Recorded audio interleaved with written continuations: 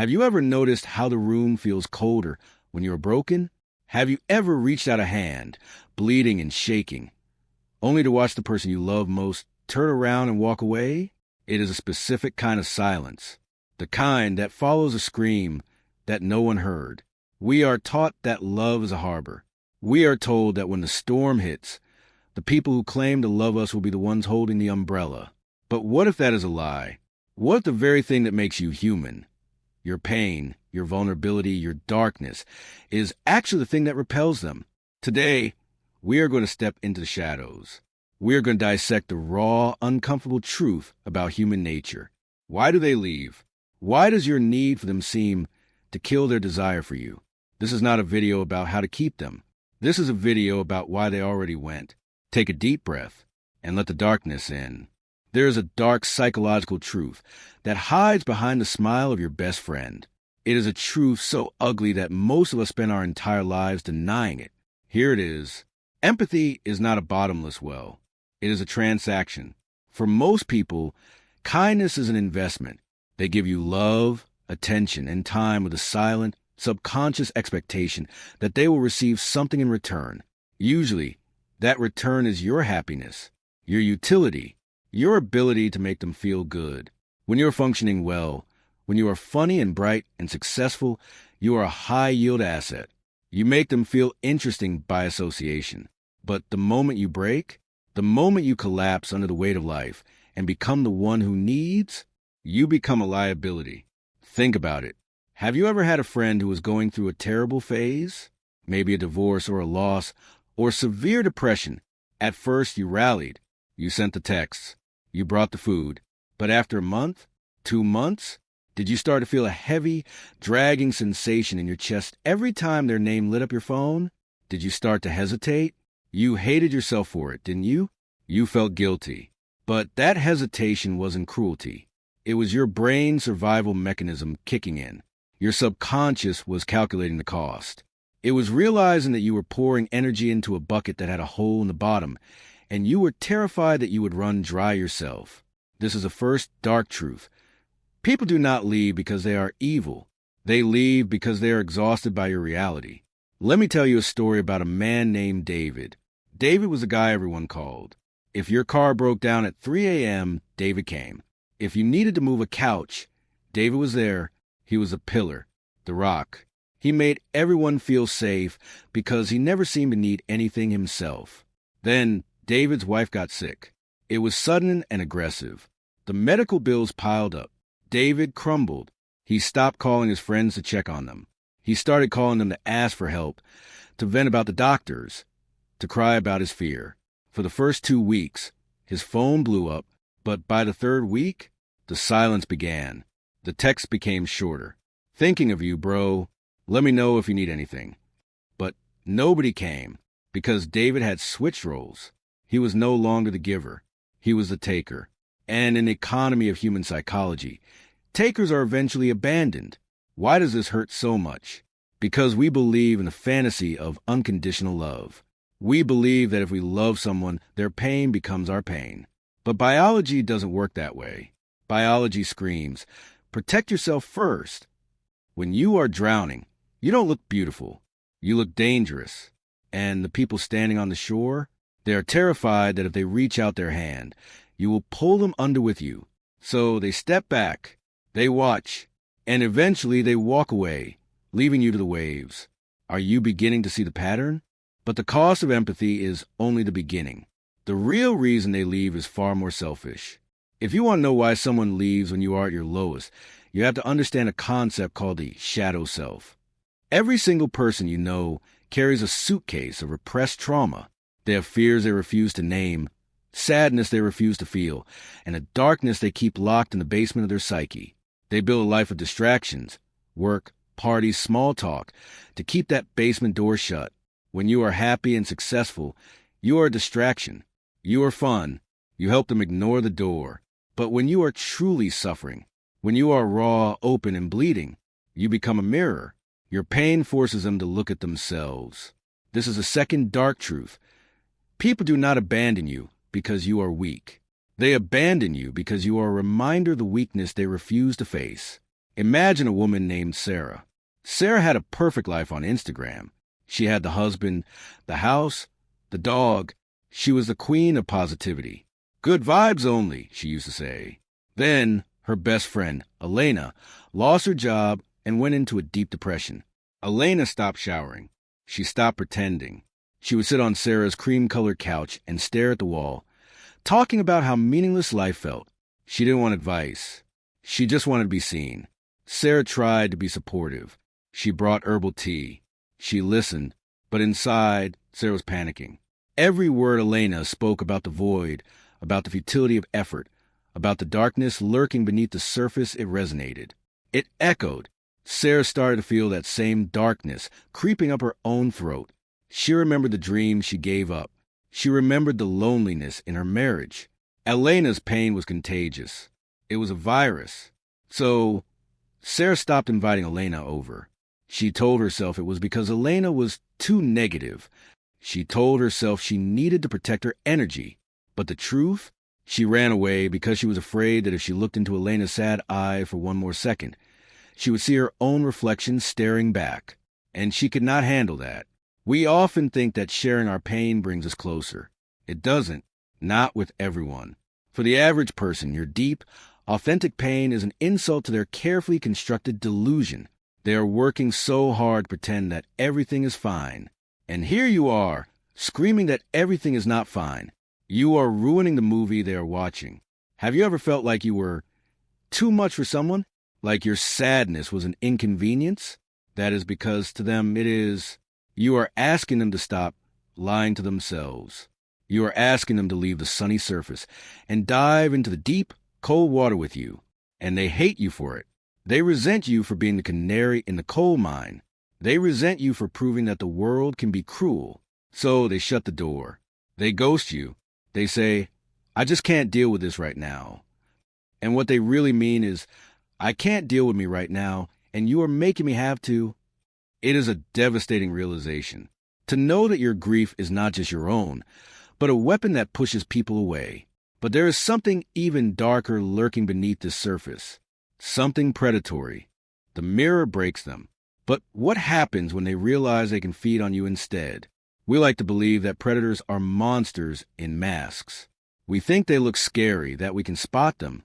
But in the world of dark psychology, the most dangerous predators are the ones who smile the widest. And they don't leave when you need them most. They arrive. This is the third dark truth. Your vulnerability is a scent, and for the wrong person, that scent smells like dinner.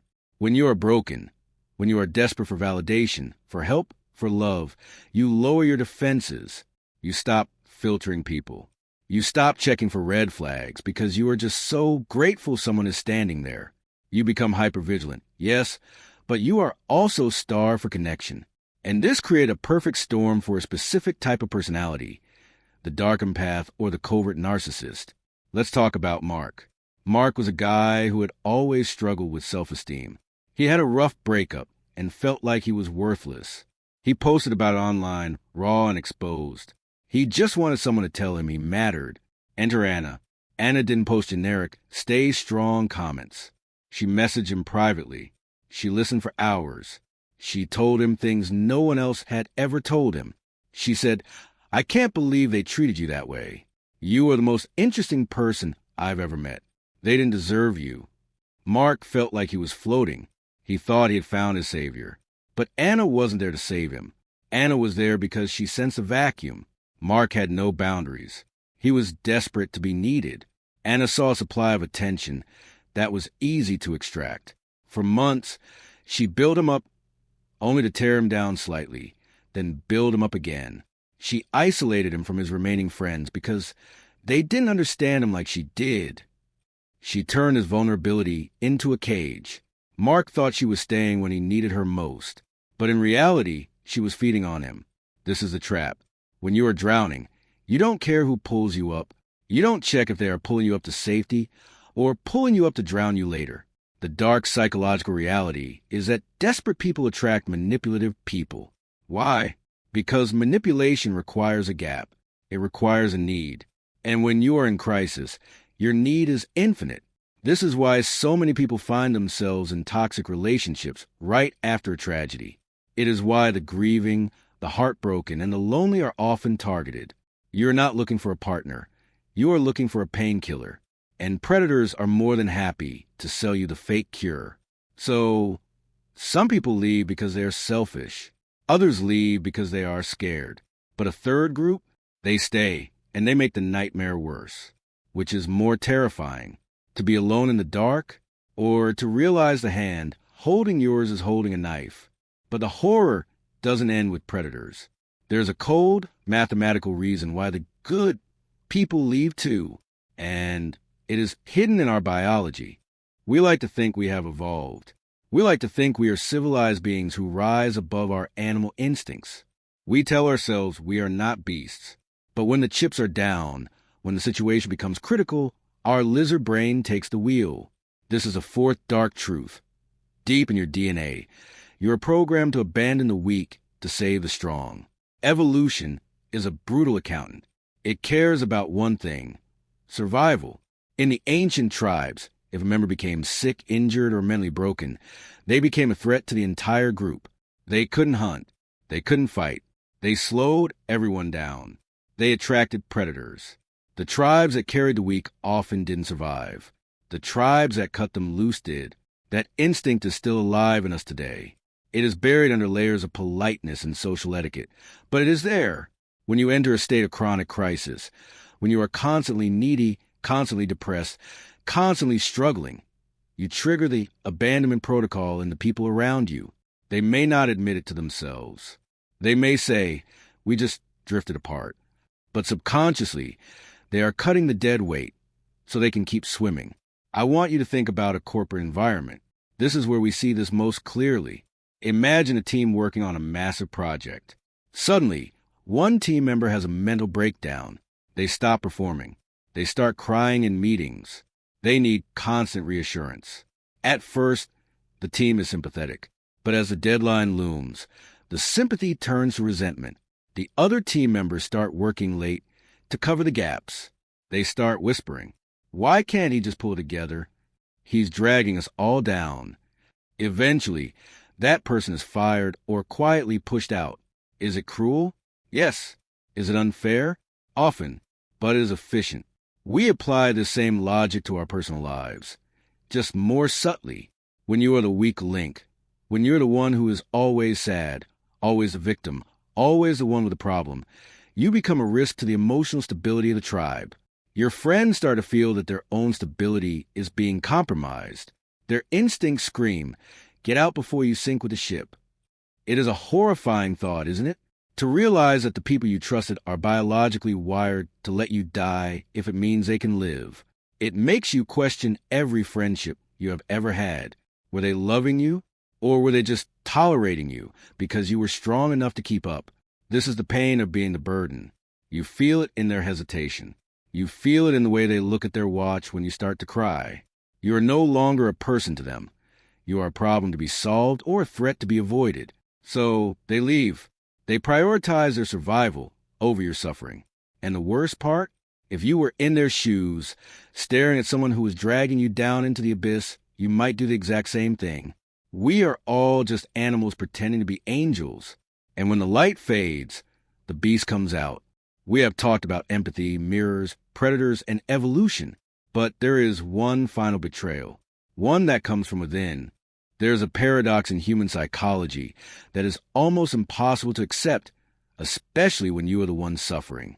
The more you need someone, the less they want you. This is the fifth dark truth. Neediness is not a request for love. It is a declaration of low value. We operate under the false assumption that if we show someone how much we need them, they will step up. We think that revealing our brokenness will trigger their heroic instinct. "Look at how much pain I am in," we say with our eyes. "Please save me." But to the other person, this doesn't look like love. It looks like pressure. It looks like a trap. When you make someone the sole source of your emotional stability, you are handing them a responsibility they never signed up for. You are saying, "My life is in your hands. If you leave, I crumble." That is too heavy. That is a crushing weight.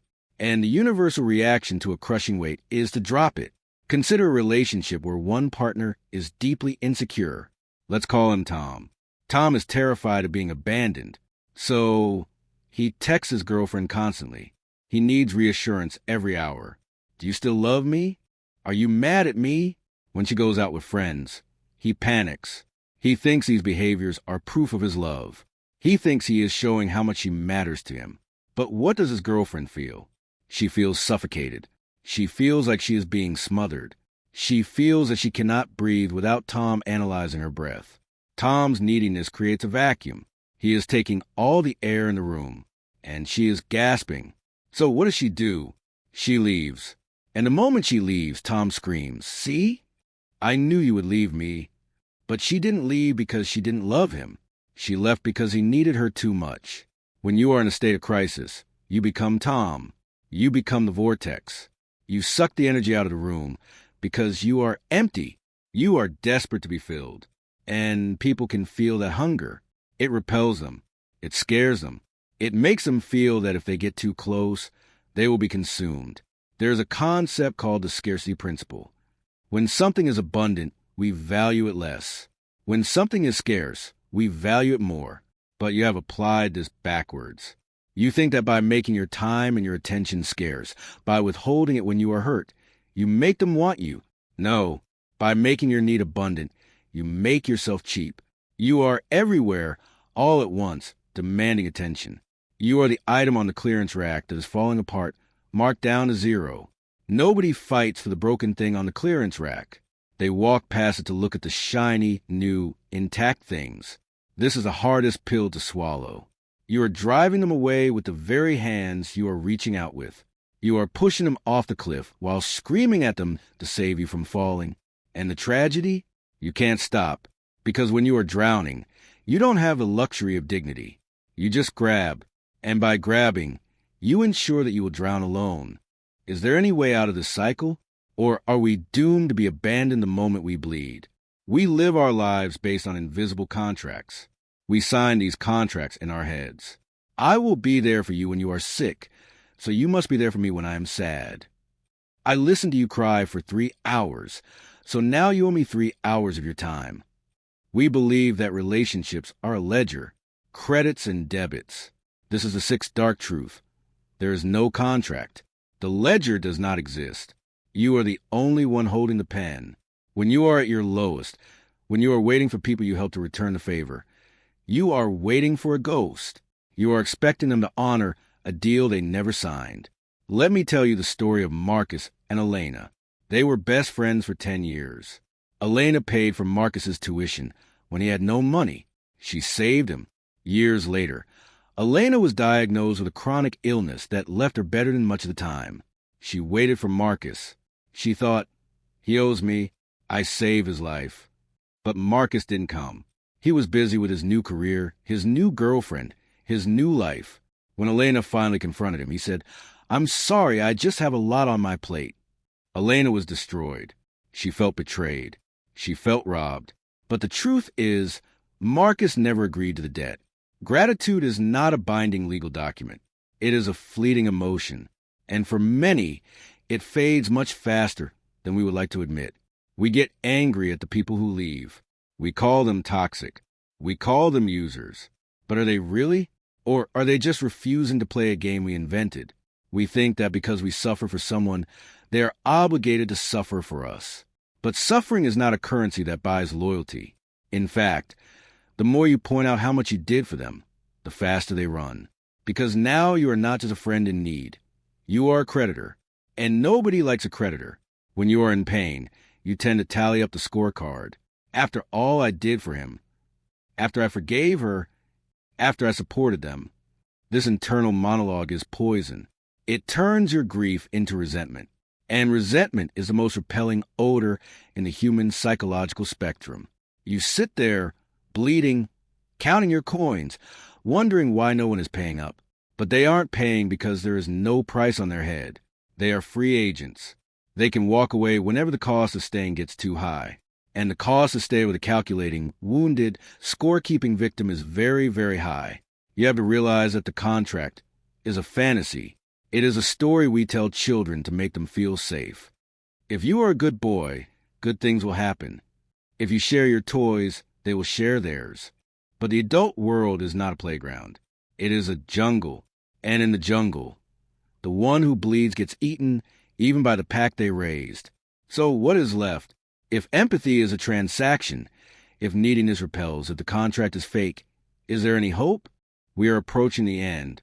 But before we get there, we must look at the one final, shattering realization. Everything we have discussed so far, evolution, selfishness, fear, these are external reasons why people leave. They are about them. But there is a deeper, more existential reason. A reason that touches on the very nature of being a soul in a human body. This is the seventh dark truth. No one can truly accompany you into your suffering, because your suffering is yours alone. We are islands. We build bridges to connect us. Bridges of laughter, of touch, of shared experiences. But when the hurricane comes, the bridges are the first things to collapse. And you are left on your island in the dark. When you are in profound pain, you enter a state of existence that others cannot access. They can stand on the shore and shout at you. They can send boats. But they cannot feel the cold water that is choking you. They cannot see the monsters you are fighting beneath the surface.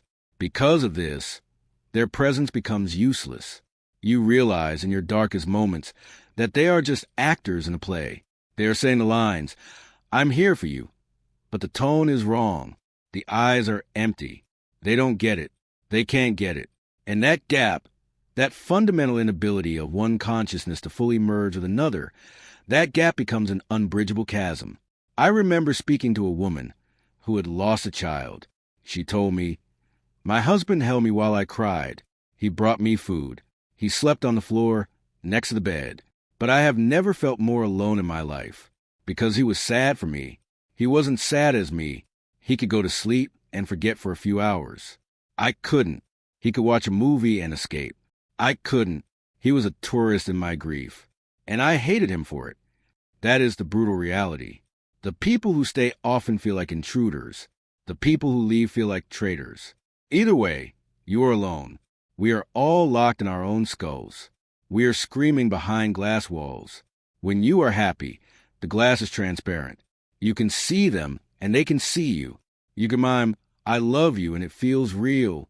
But when you are suffering, the glass frosts over. You are pounding on the glass, screaming, bleeding, desperate for them to see you. But they only see a distorted blur. They see a monster. So they walk away. Not always because they don't care, but because they cannot reach you. And standing outside a fortress they cannot breach, watching the person they love turn into a ghost is too painful. So they choose the lesser pain. They leave. We are born alone. We die alone. And the darkest moments in between, those are the rehearsal for the end. People leave when you need them most, because your need is a reminder of the walls that separate us. It is a reminder that we are all, ultimately, singular entities trapped in flesh, unable to truly save anyone but ourselves. This sounds hopeless. It sounds like the end of the world. But hold on, because in this absolute, crushing darkness, there is a spark. If everyone leaves, if no one can save you, if the contract is fake, where you go from here? We have walked through the valley of shadows. We have seen that empathy is limited, that vulnerability can be predatory, that evolution favors the strong, and that our souls are isolated islands. It is a heavy burden to carry. It is a painful truth to swallow. But there's a freedom in this horror, a liberation that you can only find once you stop waiting for the rescue. The eighth and final truth is this. The moment you accept that no one is coming, you finally become powerful. Think about it. As long as you are waiting for someone to save you, you are a prisoner. You are paralyzed. You are wasting your energy scanning the horizon for a savior. You are angry at the people who aren't stepping up. You are resentful. You are stuck. But what happens when you accept that they are never coming? What happens when you accept that the room is cold, and you are the only one who can start the fire? You stop looking at the door. You look at your hands. You realize that you have been the hero of your own story all along, but you were too busy waiting for a supporting character to realize it. When people leave you in your time of need, they have done you a dark, twisted favor. They have stripped away the illusion. They have shown you the reality of the world. so that you can stop relying on it. This is not a motivational speech. I am not telling you to cheer up or stay positive. I am telling you to embrace the solitude. There is a strength that only comes from surviving the night alone. There is a type of armor that you can only forge in the fires of your own abandonment. When you realize that you can sit in the dark, alone in pain, and not die, you become untouchable. The people who left, they become irrelevant. Their opinions, their absence, their betrayal, it loses its power over you because you are no longer leaning on them. You're standing on your own broken legs, and you are learning to walk again. This is the ultimate act of dark psychology applied to the self. You stop being the victim of their departure. You become the architect of your survival. You stop asking, why did they leave? And you start asking, how am I still here?